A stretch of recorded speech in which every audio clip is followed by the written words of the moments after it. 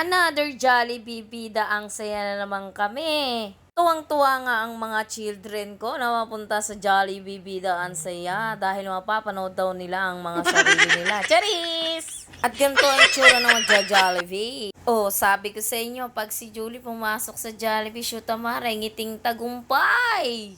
At dahil wala kaming OT, ito lang ang kinakaya ng aming budget. Chutamare, mix and match lang yan. At pagpasok ko nga dito, may nakita akong cook. Oh, chutamare, may cook na kami. At kung ano-ano nga, mga pinaggagawa ko dyan. At nadali ko pang kumembot, kapreni. Chutamare, iba talaga ang Jollibee bida, ang saya. At syempre, as usual, iniintay na lang natin ang ating order. At syempre, pangalawa nga nating dumating ay mga kutsara na gusto kong balutin mo ako ng hiwaga. O diba, kutsara lang ng Jollibee, pinag-iinteresan pa, Charis. Pero hindi natin gagawin yan, baka ako ay makita nyo sa munisipyo. Papakamot na lang tayo, mga kapreni. At syempre, kung ang iba ay namumblema na kulang ang order, shoot amari, kami namumblema, sobra ang aming order.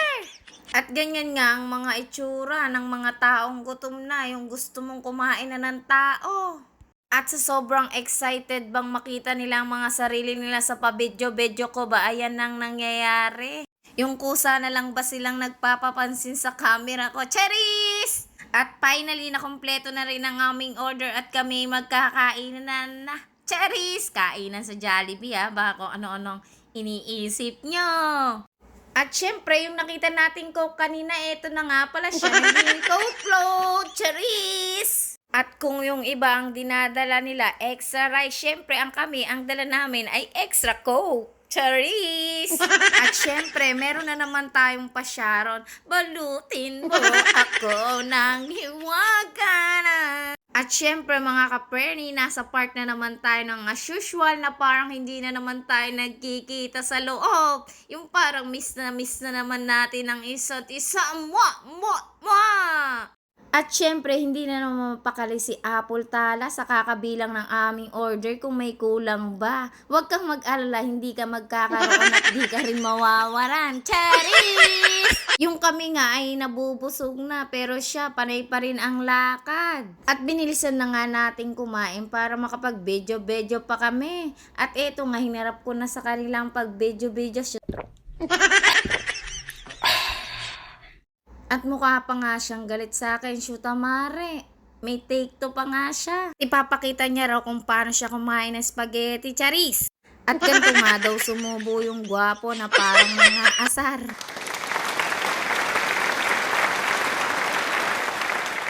At dahil excellent ang acting mo, binigyan kita ng 10 flaps, Charis. At tuwang-tuwa nga sila sa pinaggagawa namin. Shoot amare, ginawa na kaming clown.